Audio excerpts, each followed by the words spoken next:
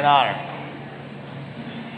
It's an honor to be here. I just came here from the house where Richard Nixon grew up, and I'm still a little awestruck by the good fortune I had to play the piano that Richard Nixon played. He continues to reveal a lot of commonality that I aspire to in a man who deserves to be remembered for what he actually did to our foreign policy, which will become the main subject of my speech this evening.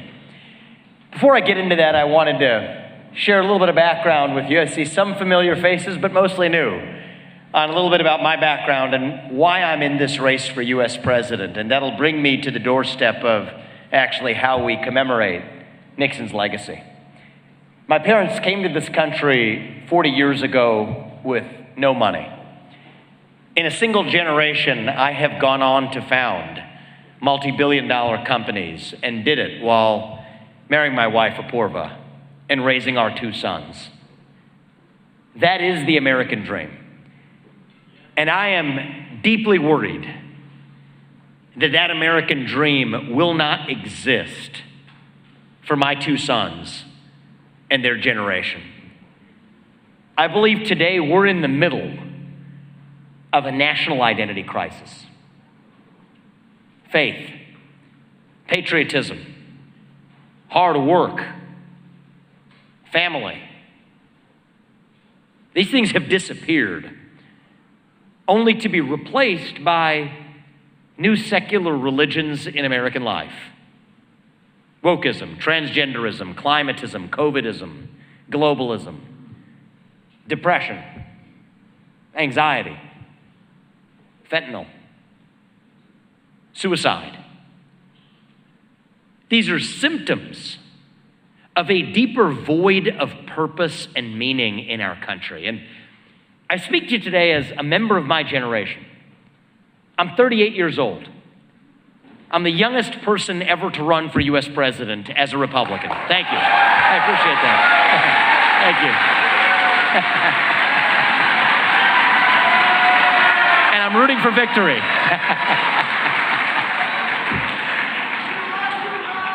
Thank you. And I'll tell you what's going on in our generation, right? Millennials, what's going on with the millennials?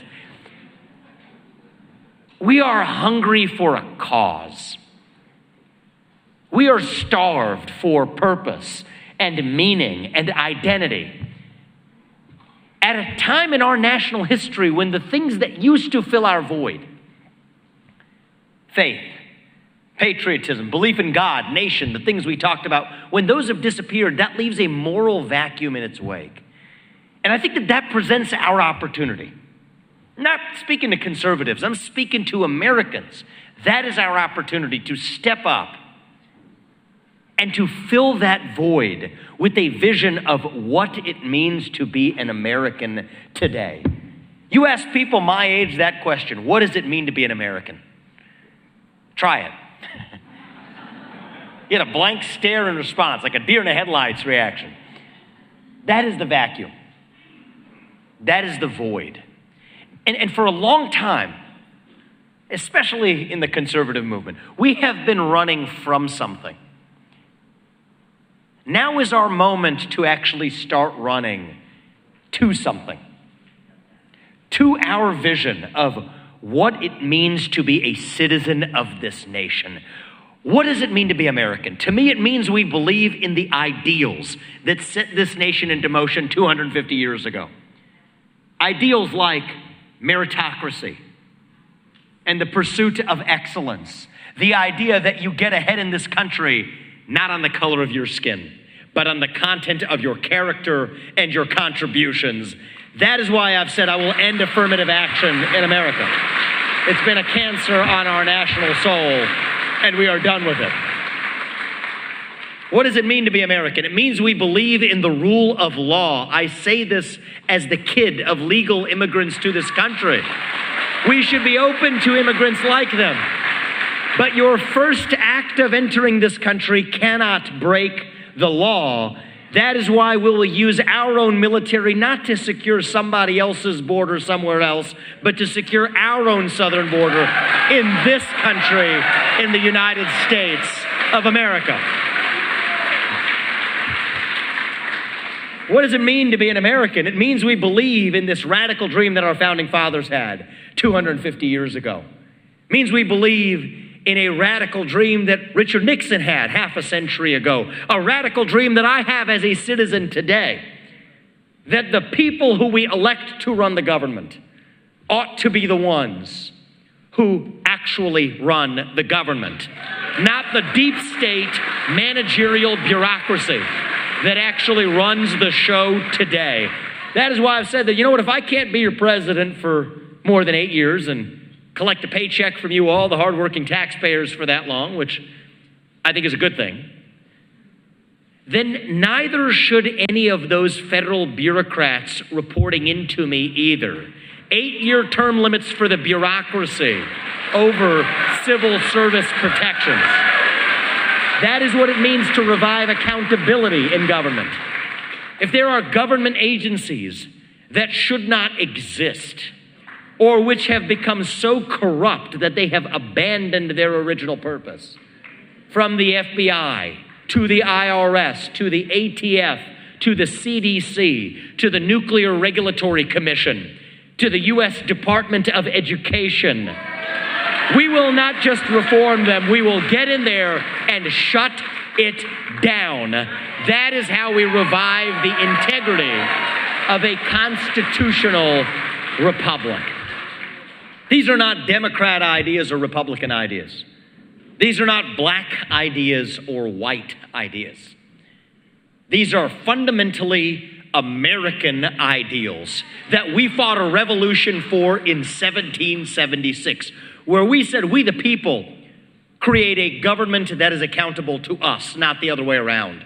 That we the people settle our differences through free speech and open debate in the public square, where every citizen's voice and vote counts equally. Not in the back of palace halls in old world England, not in the back of palace halls in the back of a 3-letter government agency building in Washington, D.C., or BlackRock's corner office on Park Avenue in Manhattan.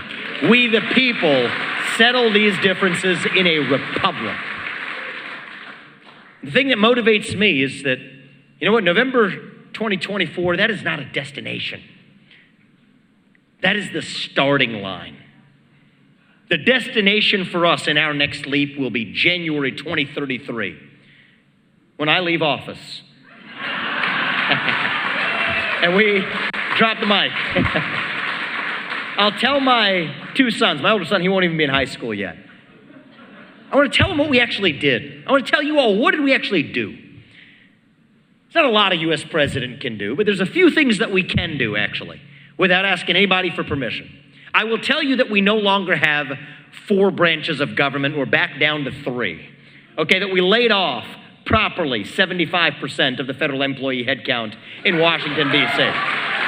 75% can go home and find honest work. I will tell you that we are no longer dependent on our enemy, Communist China, for our modern way of life. We are independent in the United States of America. I will tell you that our economy is once again growing at the fastest rate in the developed world because we embrace capitalism instead of apologizing for our growth. And most importantly, I will tell you that my 2 sons and their generation, that they are once again proud to be citizens of this nation. I believe that is possible. I believe we together can create a country that they can be proud of again. For a long time, we have been taught, I've been taught, grew up into it for the last 20 years, to celebrate our diversity and our differences. So much that we forgot all of the ways that we are really just the same as Americans, bound by a common creed that set this nation into motion 250 years ago. I believe deep in my bones those ideals still exist, and I believe that we together can revive them. E pluribus unum. From many won. That is the dream that won the American Revolution. That is the dream that reunited us after the Civil War. That is the dream that won us 2 world wars and the Cold War. That is the dream that still gives hope to the free world. And if we can revive that dream over group identity and victimhood and grievance, then nobody in the world, not a nation, not a corporation, not a virus is going to defeat us. That is what American exceptionalism is all about. And that is what we will revive to save this great nation. And the way we do it, thank you. The way we will do it is by remembering the great men and women that led us 250 years in to get here. One of those great men was none other than the man who we commemorate in this library today, Richard Nixon. He's misunderstood. I think he is by far, by and away, the most underappreciated president of our modern history in this country, probably in all of American history. He was somebody who had a deep skepticism for the bureaucracy that sucks the lifeblood out of a constitutional republic. He was unafraid to surround himself with people who challenged him, knowing that we are the best versions of ourselves, not when we are surrounded by sycophants, but when we are surrounded by the people who push us to be the best versions of ourselves. He understood that the path to truth runs through free speech and open debate. That is itself the foundation of this nation. He was also, when it came to our foreign policy, someone who revived the spirit of George Washington's farewell address to this nation. Richard Nixon, like I aspire to be, was a George Washington, America First conservative. He was deeply pragmatic. He was a realist who believed that the job of the U.S. president, above all, was, who would have ever thought, to advance the interests of Americans who live in the United States of America. That is a spirit we would do well to remember today. So I'm going to use tonight as an opportunity to lay out my foreign policy vision for where we're going in the next generation of our engagement on the global stage, and it will revive that spirit of Nixonian realism. It is why it was important for me to be here in person today, to make this announcement here in the Nixon Library, where much of that wisdom resides. We live in a moment right now where actually, they say the worst ideas in Washington are bipartisan. Our engagement in the Ukraine war continues to prove that, if you ask me. But the way we're going to actually do this is by transitioning from an era of neoconservatism and liberal hegemony to an era of realism and unapologetic American nationalism, where we stand for our national interests on the global stage. The North Star of my foreign policy will be the modern Monroe Doctrine, combined with Nixon's doctrine. The Nixon doctrine was that other nations have to be the first protectors of their own national security. I agree with that.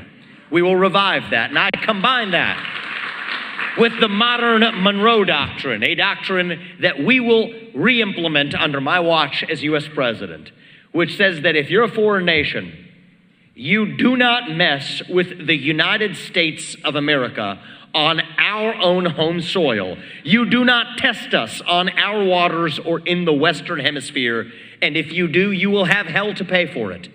No Chinese spy balloons flying over half the United States.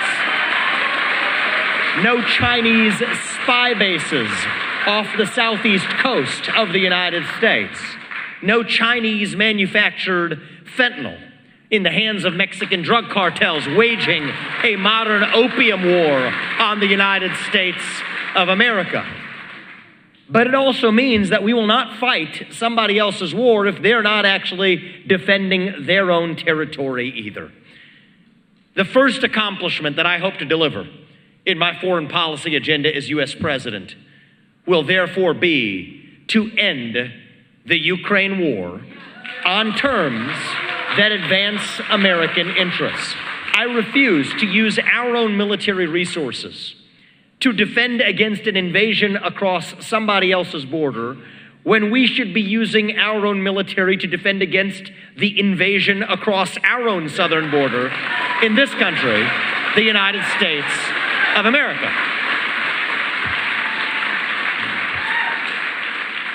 And in ending that war, I will borrow from none other than our main man tonight, Richard Nixon, who traveled in 1972 to China to pull a maneuver that only he could have pulled off. Nobody else other than Richard Nixon could have done it, because it was his own vision. You know, if you're going to actually find one of those rare moments to reassert American interests on the global stage, you can't be just a vehicle for somebody else's agenda. In fact, much of the managerial class underneath him resisted the decision that he made, because they said, you can't trust Mao Zedong.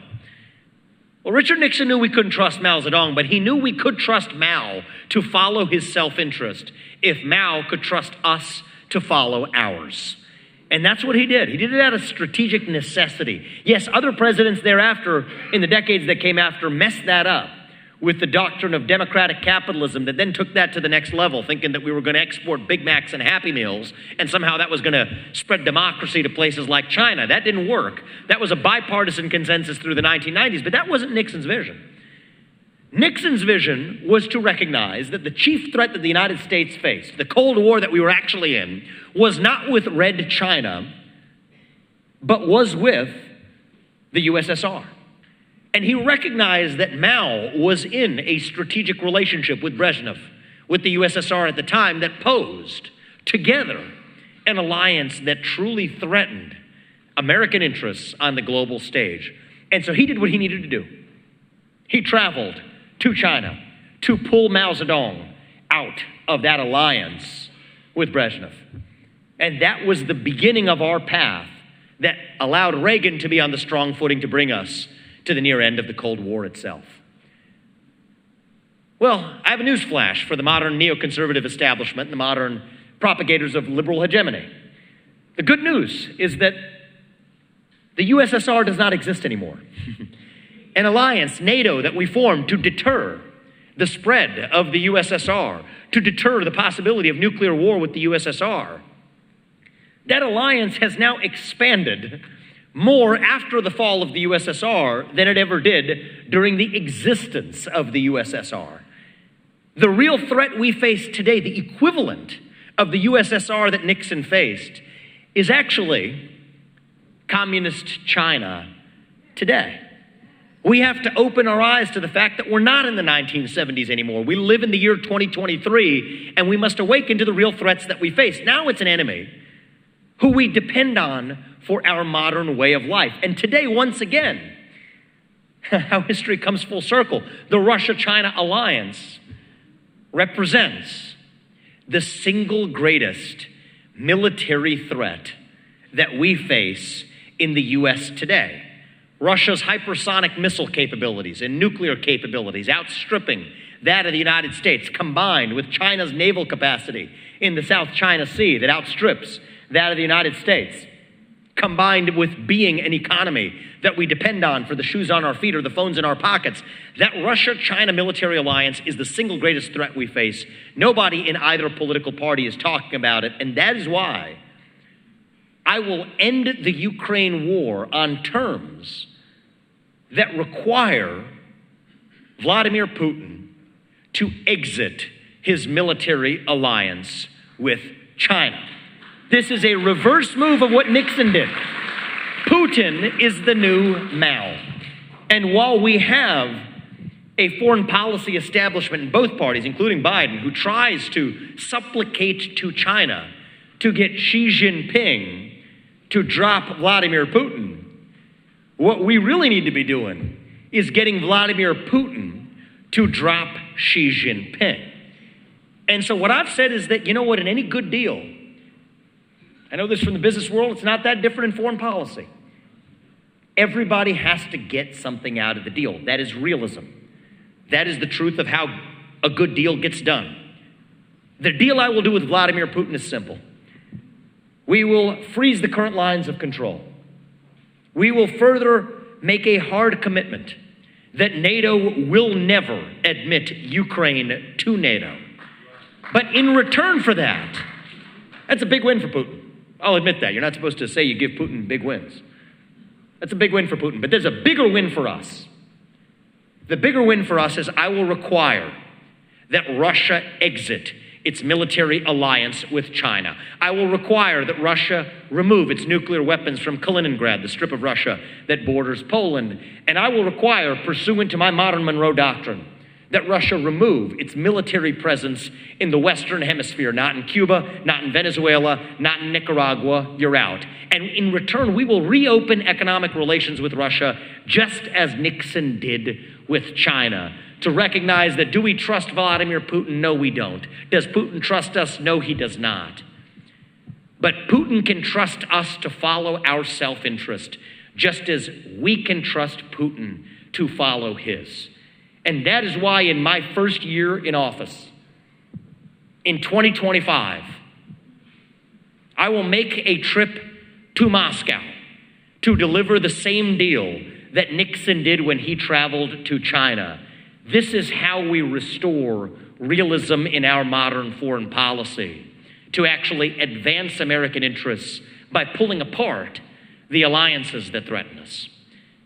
Now, the conventional wisdom is that this will threaten Taiwan and threaten American interests, which we have in Taiwan, because that will embolden Xi Jinping to go after that island nation.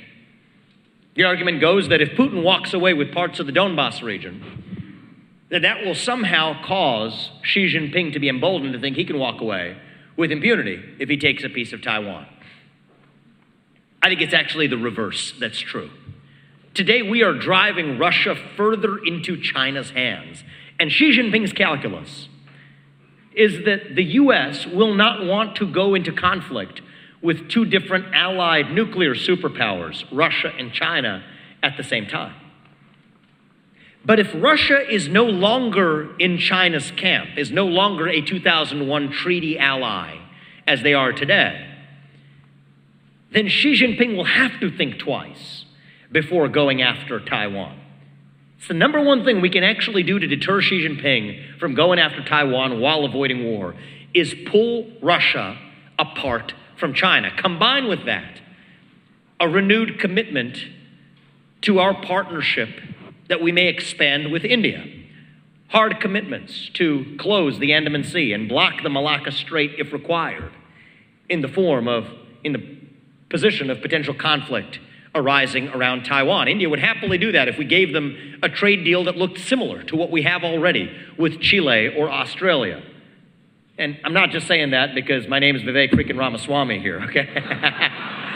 In fact, part of the reason that we have a relationship of mistrust, I would say a relationship of trust with India that could leave room for improvement, is that we haven't had the kind of trust-based dialogue between our two countries. And so, you know what, if I'm not going to get that done by the end of my first term, I would consider that a personal failure on an ethnic count. But this is how we think about deterrence of China. Bolster our relationship with allies who share our interest in deterring Taiwan while pulling Russia out of China's hands. I'm a big believer in the Second Amendment here at home. Let's turn our Second Amendment into an export. That's what American exceptionalism is about. Leave it to Taiwan to adopt a Second Amendment of its own. Put a gun in every Taiwanese household. Train them how to use it. That's how you turn Taiwan into a porcupine.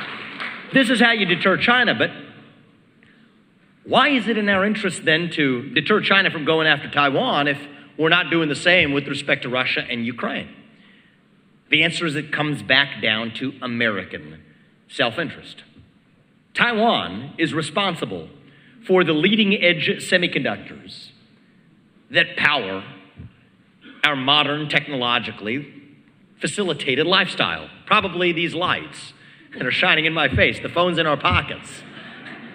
The computers that we type up our notes on, those cameras that are recording me in the back, these are powered by leading-edge semiconductors that come from this tiny island nation off the southeast coast of China. I think it's regrettable that we got to a place where our modern way of life depends on that island nation, but that remains a fact. Which is why I've said that we will move from our, I believe, inexplicable posture of strategic ambiguity with respect to Taiwan in my first year to a position of strategic clarity, where I will be clear with China and with Taiwan that we will defend Taiwan if China invades Taiwan before we have semiconductor independence in this country. I will lead us, I hope by the end of my first term, to semiconductor independence in this country. By 2028, I believe it is possible in the United States of America. And thereafter, we will be very clear that after the U.S. achieves semiconductor independence, our commitments to send our sons and daughters to put them in harm's way will change after we've achieved semiconductor independence. These are naked views that you're not supposed to share in public. These are the things you're supposed to keep in a hush-hush format, sweep under the rug, to know that you kind of mean these things, but you don't actually say them. I actually believe it is in our interest to unapologetically state to the world what I will state to you all at home, that it is my moral obligation as the next U.S. president to stand for the interests of Americans here in the homeland without apologizing for it. When I tell the rest of the global leaders that I mean it, they will know they can trust us. And it's not really credible to say that we're going to defend democracy selectively when the democracy of the day we're defending is a nation that has banned 11 opposition parties, goes after religious minorities and churches, and has consolidated all media into one state media arm. That's Ukraine, if you weren't wondering. It doesn't make sense, right? But if we say that, no, we're going to be very honest.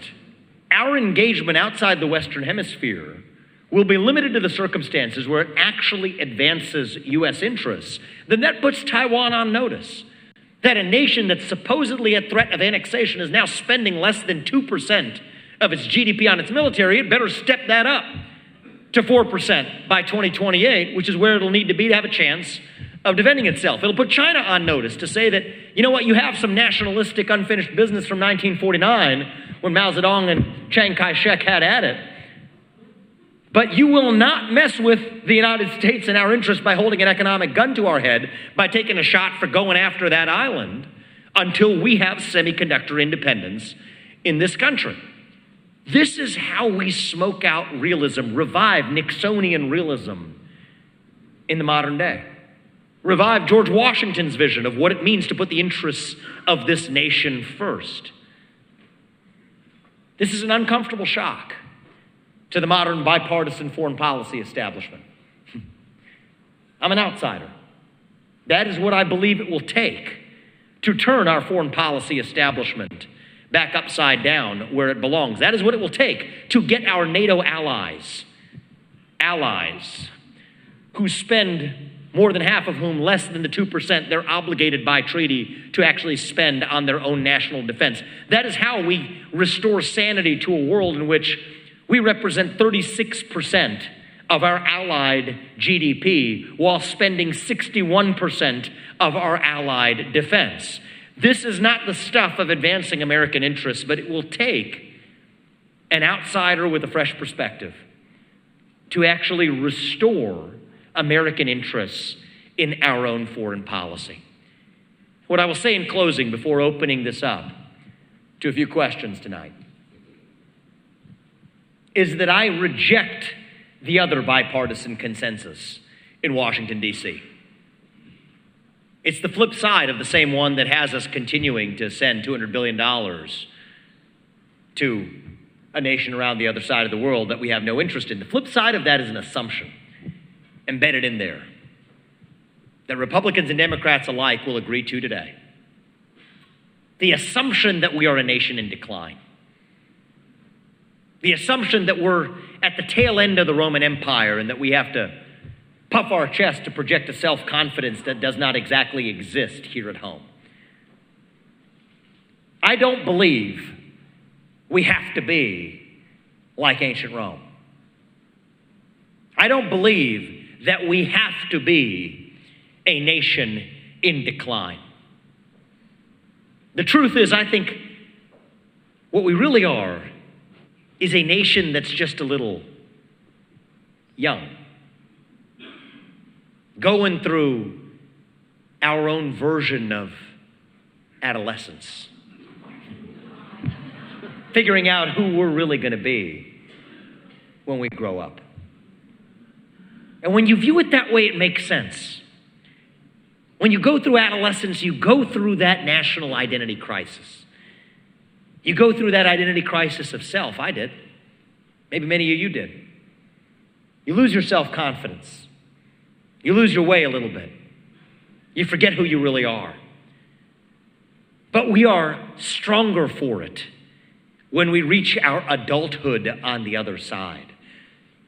So you know what I say? We are not a nation in decline. I believe we can still be a nation in our ascent. Maybe in the early stages of our ascent.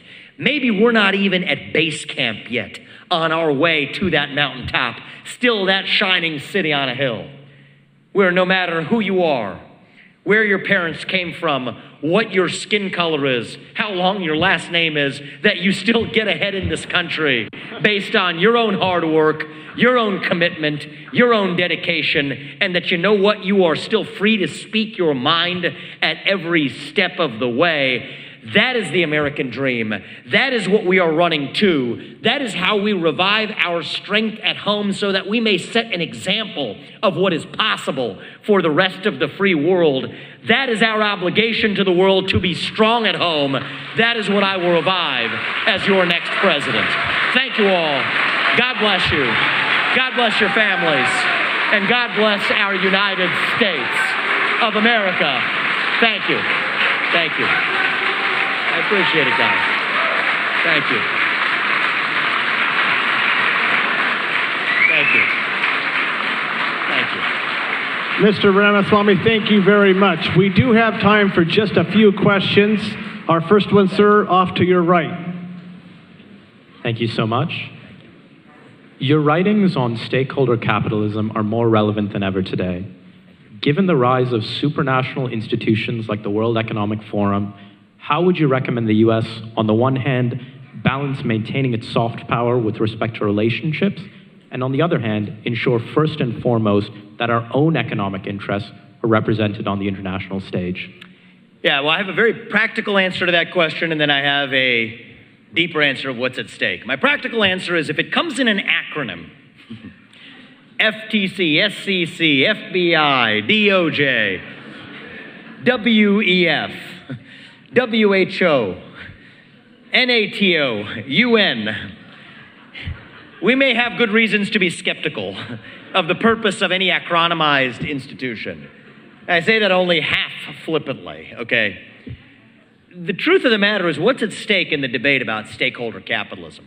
This idea that businesses and multilateral institutions should look not only after their own institutional purpose, but also should solve other societal problems at large, from global climate change to systemic racism in the West. It's really a 1776 question, actually. Because the basic premise is that we, the people, cannot be trusted to solve existential questions like climate change, that we get it wrong, that we'd burn in a planet entering an ice age, which is what they said during Richard Nixon. That was going to happen, actually. We were going to have global climate change, they said during Nixon. Time magazine and Newsweek covers around that time said that that's what's going to happen unless we stop burning fossil fuels. Now they say we're going to heat ourselves to death if we keep burning fossil fuels. They say that we, the people, can't be trusted with those questions. So business leaders and government leaders and three-letter acronym institutions have to work together, dissolving the boundaries between the public and private sector, dissolving the boundaries between nations to work together towards the global common good. We fought a revolution in 1776 that said no to that vision. We said that for better or worse, and this is a crucial part of that, for better or worse, the way we do it on this side of the Atlantic, on this side of 1776, is that we do trust the people to sort out our differences through free speech and open debate in the public square where every citizen's voice and vote counts equally. That is how we do it. And so what we see today is that old ugly monster rearing its ugly head again. That old world European version that distrusted the public. That's what's at stake, is our sovereignty itself. From the WHO to the UN, it is fundamentally skeptical of sovereignty, especially the sovereignty of a nation founded on rejecting that monarchical vision. And I think that the deeper question to ask is not what comes from the outside that causes us to cede our sovereignty, but what is it inside each of us that makes us want to bend the knee? That's the real question. When the Israelites escaped the Pharaoh, they're wandering the desert, lost in the wilderness, finding their way to the promised land, but they couldn't find it. What did they say?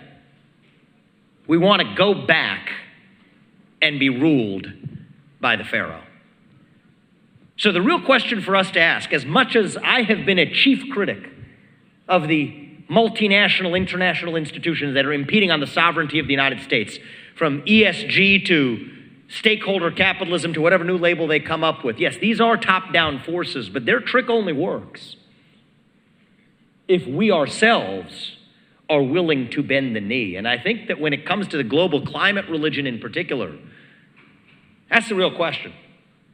What is it that makes us want to bend the knee? They can't take our sovereignty. It'll have to be up to us to give it to them.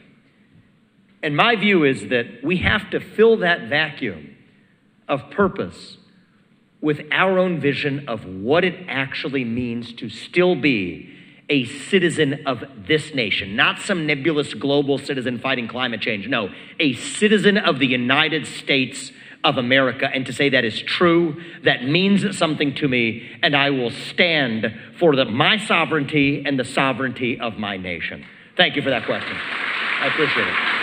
A couple more Mr. Ramaswamy, center all the way to the back. We are incredibly tight on time, so this will be our last question. Ma'am. We'll take one more in response to the audience. I can't resist. Thank you. Having too much fun.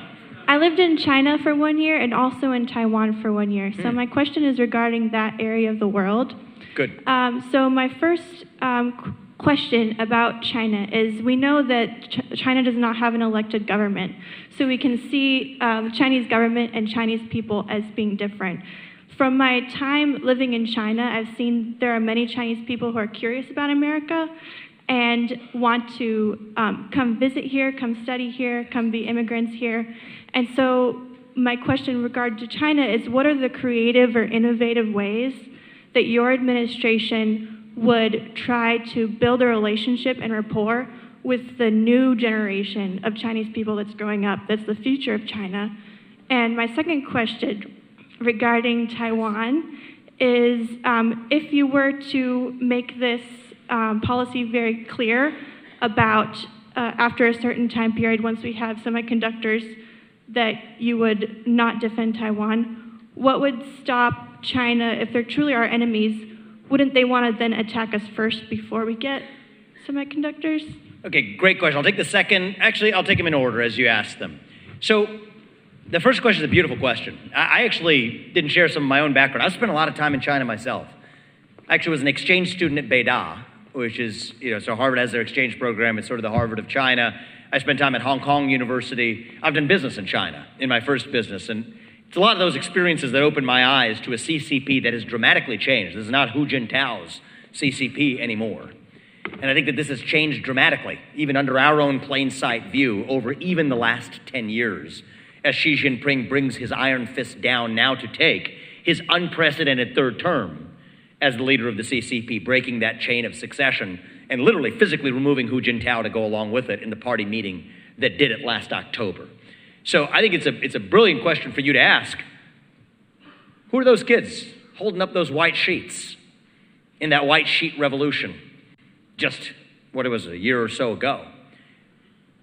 It will be my job as the next U.S. president to distinguish the Communist Party of China from the people of China, to whom I will do my best to speak to them directly as allies of free people. We are born, we as human beings are born to be free. We, all of us, not just Americans, are endowed by our Creator with the will to be free. But to earn our sovereignty, it must be, as we did in this country, it must be earned. We cannot earn it for them. In fact, we must continue to earn it for ourselves. But I think it will be up to them to earn it for themselves, while knowing that when the United States is strong, we set an example of what is possible. And that's why I think our moral obligation to the world isn't to go intervene and fight somebody else's revolution for them. No.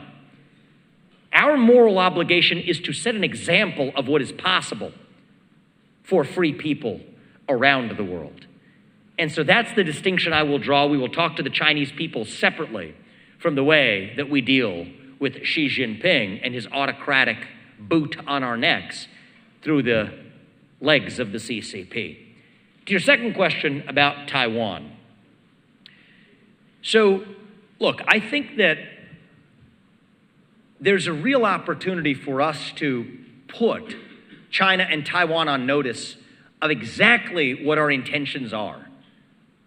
This is a radical break from the policy of strategic ambiguity, but I think this allows us to accomplish three goals in one. One is to put Taiwan on notice that it needs to spend on its own defense for the long run if it wishes to retain its sovereignty. There's an election in Taiwan in 2024. One of the two parties has a different view on this. And the KMT could very well win the election, for all we know. The second thing, though, that it does is it puts China on notice that we will not be okay with you holding an economic gun to our head, trying to get to that deal that we would otherwise never do, the deal that says, they get to make our stuff if we give them our IP. No, that is not a good deal. We do not want parity for the next 200 years between the United States and China. That new bipolar order is not something that we should wish to voluntarily accept. So you will not hold that economic gun made of semiconductors to our head. But it also sends the signal that afterwards, we have now smoked out two different intentions that China may have for taking over Taiwan. Right now, the problem with strategic ambiguity is we don't know which one's really guiding Xi Jinping. I mean, the guy trots out in his Mao Zedong outfits, and there's some weird psychology going on there, right? I mean, Mao Zedong really was unkind to his own father as part of the Cultural Revolution. As best we can tell, tortured, possibly abused, maybe even Xi himself was, and yet now he gets Mao Zedong-style tailor-made suits. I mean, there's something going on in that psychology, which is a headspace that I can only speculate to explore. But you have these deep nationalistic impulses to reunify, as he would call it, one China. Yet we also have this impulse to lord over the United States. And my answer is, for one of those, our answer is no. I will not see a country where my children and my grandchildren, our children and our grandchildren grow up to be a bunch of Chinese serfs because we're held hostage to the way we live our modern lives. No is the answer to that question. And we will get to independence by the end of my first term in 2028.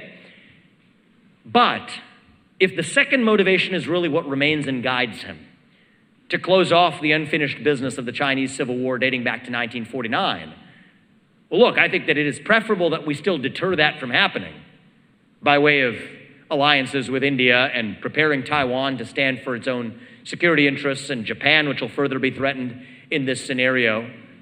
But I will not send our sons and daughters. I'm certainly, in the current facts, not inclined to be in a position to say that we will send our sons and daughters and our troops to fight for that purpose if we've already achieved the more important purpose that advances American interests.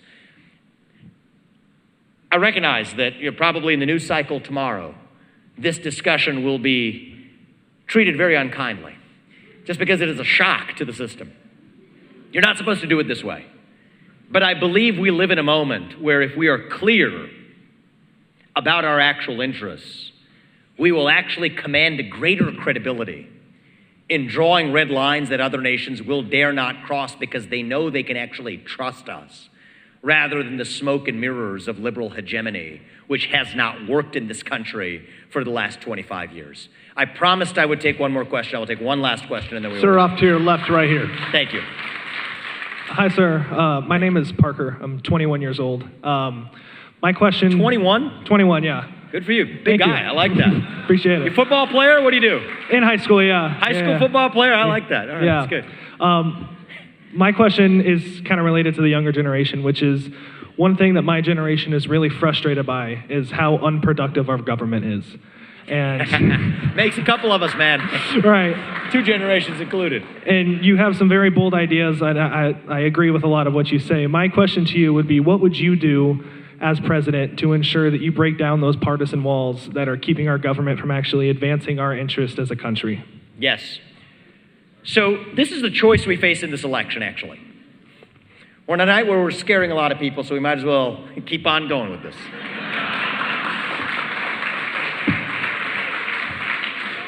So here's the truth. Here's the choice we face in this GOP primary. Right now, this is relevant. The answer to your question is at stake in 2024. Do you want incremental reform?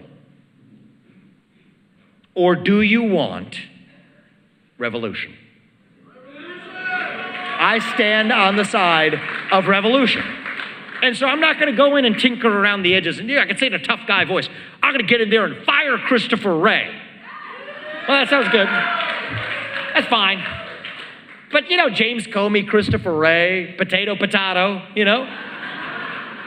We need to get in there and shut the darn thing down. The J. Edgar Hoover building of the FBI, auction it off. We don't need it anymore. We cannot reform these bureaucracies. They're unreformable. This is Thomas Hobbes stuff. This is the modern Leviathan, okay? And if you don't know what that word is, just watch the bureaucracy of the federal government, then you know what it is. We have to get in there and do what really no U.S. president has for a long time had the spine to do, channel Nixon's skepticism. Indeed, a skepticism that Donald Trump, to his credit, shared. But to say we can't just roll that log over and see what crawls out. Right? You strike the swamp strikes back. If you're going to roll that log over, you better be ready to bring the pesticide. And that is what I'm bringing to Washington, D.C. We have to shut it down. That is how we revive this nation. We stand not for victimhood, we stand for victory. Thank you. God bless you. God bless our United States of America. Thank you. Thank you.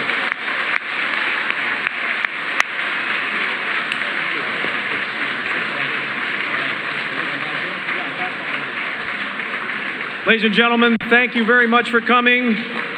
If you had a photo with Mr. Ramaswamy earlier, they are available on your way out. Thank you and have a good evening.